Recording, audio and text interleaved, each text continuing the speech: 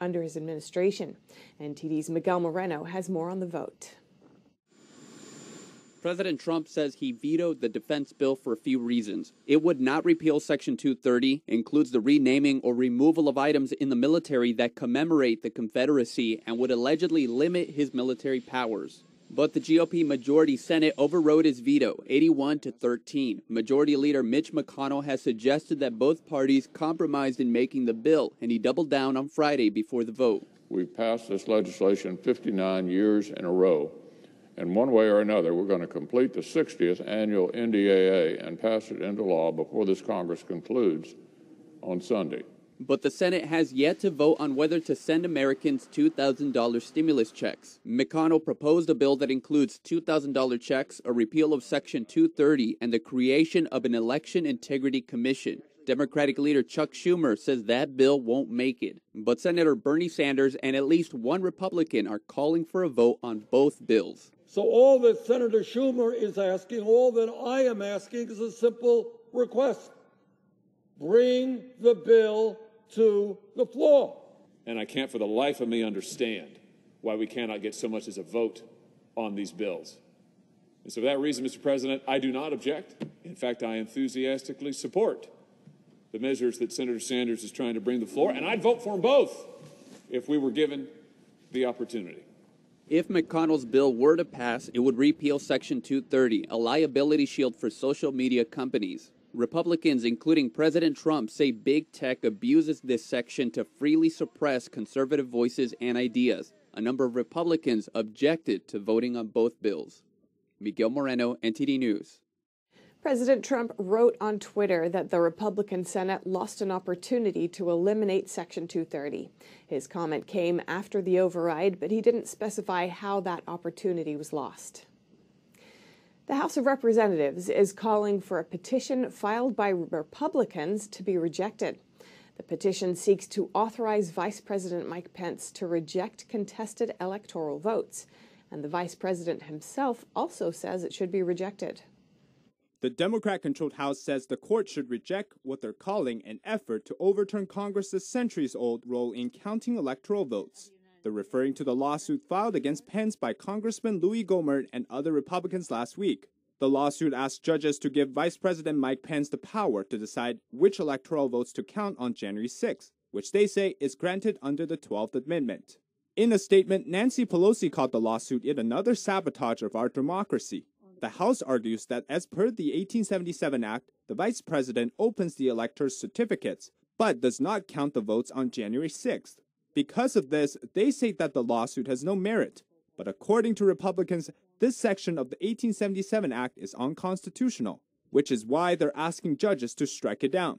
Their lawsuit argues that under the 12th Amendment, Pence alone has the exclusive authority to open and count the votes, and where there are competing slates of electors, or objection to electors to determine which electors' votes shall be counted, if any.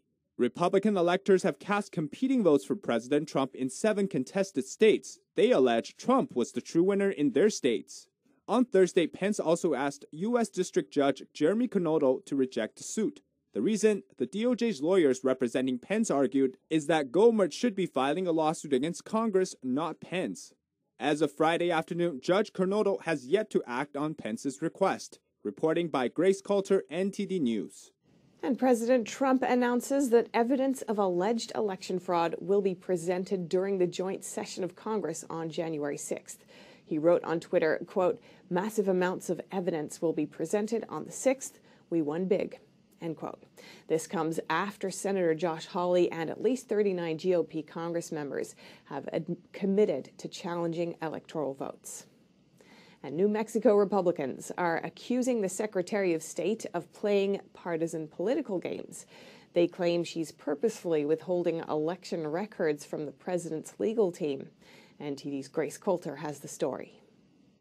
The New Mexico GOP is accusing the Secretary of State, Maggie Toulouse, of intentionally delaying the release of election records requested by President Trump's campaign.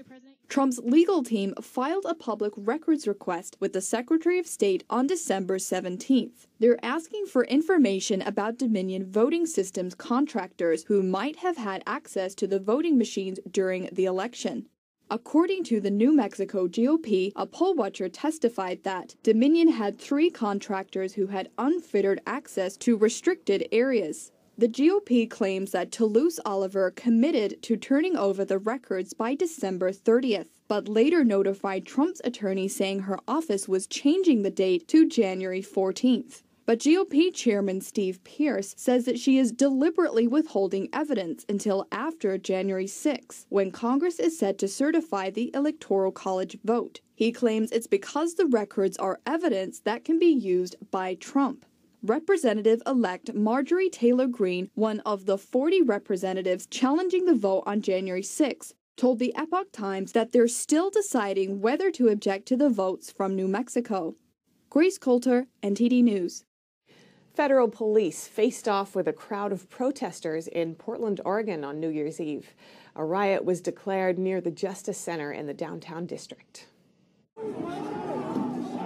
U.S. federal police declared the riots at around midnight. A large crowd of rioters clashed with armed riot police. Instead of using fireworks to celebrate the new year, they were launched at police officers. Portland police said that multiple firebombs were also deployed by the rioters. NBC reported that some of them threw large rocks, paint balloons, bricks, and frozen water bottles at the federal and also local county deputies during the melee. They also got info from the Portland Borough Police as saying that a crowd of up to about 100 people started gathering at an intersection near the courthouse around 7:45 p.m. local time, and that the gathering developed into a riot. It wasn't immediately clear why the rioters had gathered at the courthouse. Portland was the scene of months of anti-racism protests last summer that called for policing and social justice reforms. Questions arising about the safety of the new Pfizer vaccine. Some elderly people are reportedly dying hours and days after taking it. NTD's Miguel Moreno has more on those cases. The highly anticipated CCP virus vaccine is rolling out internationally. But a few reports of elders dying either hours or days after getting the vaccine are raising questions about the Pfizer vaccine's safety. In Sweden, an 85-year-old man with pre-existing conditions died of a heart attack a day after getting the shot. In Israel, 2 elderly men died within 2 hours of getting it. And in Switzerland, a 91-year-old man died 5 days after getting vaccinated. According to these reports, both Swiss and Israeli healthcare workers have said that some of these deaths don't appear linked to the vaccine, or that it's highly unlikely they are, citing a history of health problems. Pfizer sent condolences to the family of the Swiss man, but they also said that the elderly and other at-risk people are likely to still suffer from other health problems unrelated to the vaccine. In other words, the vaccine probably isn't going to heal their pre-existing health problems. Miguel Moreno, NTD News. The Chinese Communist Party, or CCP, could have offered to pay bounties to non-state actors in Afghanistan to attack American soldiers there. That's according to multiple media reports, which also claim that the president has been briefed on the matter. China may have offered to pay non-state actors in Afghanistan to attack American soldiers. That's according to media reports citing senior officials. Officials would not say whether the actors include the Taliban. The Trump administration is reportedly considering declassifying the intelligence, which has not been corroborated yet. China's foreign ministry responded by calling the report a smear and slander against China. The news comes a week after Afghanistan busted 10 Chinese spies operating in the Middle Eastern country. Some of the Chinese were in contact with terrorist groups that previously kidnapped U.S. soldiers and attacked NATO forces. In the past few years, Beijing has held multiple secret meetings with the Taliban and officially invited them to Beijing in 2019. British and U.S. officials have previously said the Taliban uses weapons made in China as well as Iran. Officials have also complained about Chinese money flowing into the area. Penny Zhou, NTD News. The New York Stock Exchange says it will delist 3 Chinese telecom companies. That's to comply with President Trump's executive order that bars American investment in companies that are linked to China's military. The New York Stock Exchange will delist 3 Chinese telecom giants. This as the Trump administration is asking American investors to stop putting their money into Chinese firms with ties to the regime's military. The exchange said it would halt trading in shares of the state-owned companies by January 11th. These three service providers dominate the entire mobile phone network business in China. Their listings in New York are small compared to their listings in Hong Kong. President Trump issued an executive order in November, barring investment into over 30 companies linked to the Chinese military, causing the company's stocks to crash. Experts have long warned of the risks. These companies are opaque. We don't know if they're honest. We don't know if they're really making money. One thing we do know is that they're funding money to a regime that is absolutely hostile to our interests. So cutting off funding to the Chinese Communist Party entities disguised as private companies — there are no private companies in China, as you know — is a very important step. And this is a way to restrict their access to capital that they need to survive and that they're using to expand their reach around the world. Other global index providers like MSCI, S&P, Dow Jones, FTSE, and NASDAQ have removed various blacklisted companies following the executive order. Followers of these indexes include a retirement savings fund for federal employees and members of the U.S. military, resulting in U.S. servicemen savings indirectly funding Chinese weapon makers. American investment also entered these Chinese companies through the Hong Kong Stock Exchange. Hong Kong media Apple Daily reported that China Mobile and China Unicom's first 5 institutional investors are all American, holding about 3% of the company's shares. The report says that American investment in the blacklisted companies is estimated to be over $10 billion. Trump's executive order directs American investors to sell these shares before November this year. Penny Zhou, NTD News. President Trump extends restrictions on green cards and work visas, saying the measures are needed to protect American workers. The restrictions will be extended for another 3 months. President Trump's proclamation was issued just hours before the original one was set to expire. It says the effects of the CCP virus on the economy are still an ongoing concern. At least 20 million people remain on unemployment benefits in the U.S. amid the pandemic. And in Georgia, early voting for the Senate runoffs is wrapped up. The state has seen a record number of votes cast already, but some voters tell us they're still concerned about the integrity of their vote. This as Lynn Wood just filed an emergency petition hoping to block the Senate race. NTD's Melina Weisskopf has more. Many have called Georgia's Senate race the most important election in American history. A record high number of votes have already been cast for the senators. After early voting wrapped up on Thursday, over 3 million had cast ballots. But one voter at the polls says she's still uncertain that her vote will be secure. Who trained the poll workers for Gwinnett County? And what I was driving at was to see if they were trained by companies sent in by Mark Zuckerberg, because he sent a lot of money here to Georgia. She's referring to the hundreds of millions of dollars that Mark Zuckerberg donated to Centers for Tech and Civic Life, a nonprofit which distributed millions to elections offices in select counties. And they gave disproportionately more to historically Democratic counties. The money was used to hire poll workers, along with a variety of turn out the vote efforts. Althoff says she's concerned about whether or not justice will be upheld in these elections. I've never taken my freedom for granted. I studied in 1974 in American leadership study groups, and we went to colleges, and I was in a communist country in Budapest. And I know, I experienced it firsthand. I just hope and pray, and that's really all I can do at this point, Elaine, is pray that justice will prevail. And after the presidential race called into question security measures such as signature verification, some poll monitors have been watching closely for the signature verification this time around. Here's what they found. These are photos and videos shared with us from a poll monitor in Fulton County. Monitors are kept behind these barriers, which means there's no way to make out exactly what steps poll workers are taking to verify the signatures.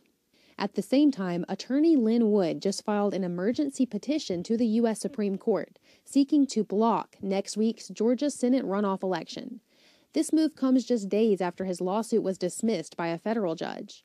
Reporting by Melina Weisskopf, NTD News. Joe Biden's pick for Treasury Secretary, Janet Yellen, earned over $7 million for 57 speeches in just the past 2 years. That's about $125,000 on average per speech. She spoke at Goldman Sachs and Barclays. Citi paid her almost $1 million for 9 speeches. Hedge fund Citadel, owned by moderate Republican Ken Griffin, paid her over $800,000 for 3 speeches. Citadel also paid the most for a single speech, over $300,000. If confirmed, Yellen says she wants to get involved with issues involving financial firms. And with all of 2021 ahead of us, do you have any New Year's financial resolutions?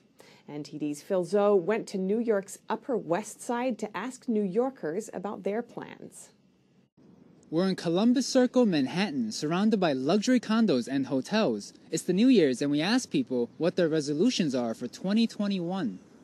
Many people said saving and planning for the future is most important. Think about the future, but you don't have to be too conservative. You have to live, but you have to remember there is tomorrow, and you're going to need something. So save.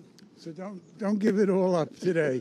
I plan to save some money, because I have some vacations that I want to go on. So I plan to do a little saving and investing in the stock market and just doing better than I did last year. You have to save, and you know, I tell my kids, start early, start doing it now, because Social Security isn't going to do it. You have to save. A graduate student said paying off his bills and thinking long term. You know, I think being more on top of my bills, saving more, and I think it's really important to start young. You know, I'm a young guy, and start thinking about the long term. He has a sound plan and hopes to stay committed. Maybe opening up an IRA and getting into a long-term savings plan. That's my resolution. Let's see if I stick with it, but I'd like to do it. We asked people to share some financial advice from their own successes. Maximize your 401k plan contribution, diversify your investments, and don't play the lottery. To get a house that's stable. You know, and then after that, you can start investing in stocks and bonds. But again, you have to be your own advocate. You have to study it. You know, it's a crapshoot if you don't. And you can lose your shirt if you don't. Save a little bit every single week or month or whenever you get paid. Just a small part, whether it's 5%, 10%, 2%, but you have to save something. And more good wishes for the new year. Take it slow and easy, and don't be so hard on yourself. Preserve a little money for the children. Hey, that's one. That's so important. Come on. And to be happy and lead a healthy life for the rest of my life. Seems like people are off to a good start with saving and planning for the future in mind. Reporting from New York, Phil Zoe, NTD News. Up next, New Yorkers have enjoyed unusually empty roads this year. But despite the lack of traffic, car accidents and deaths on New York streets see a dramatic increase. And Beverly Hills is kicking off the new year by kicking out the smoke. Learn about the city's new tobacco ban and more after the break.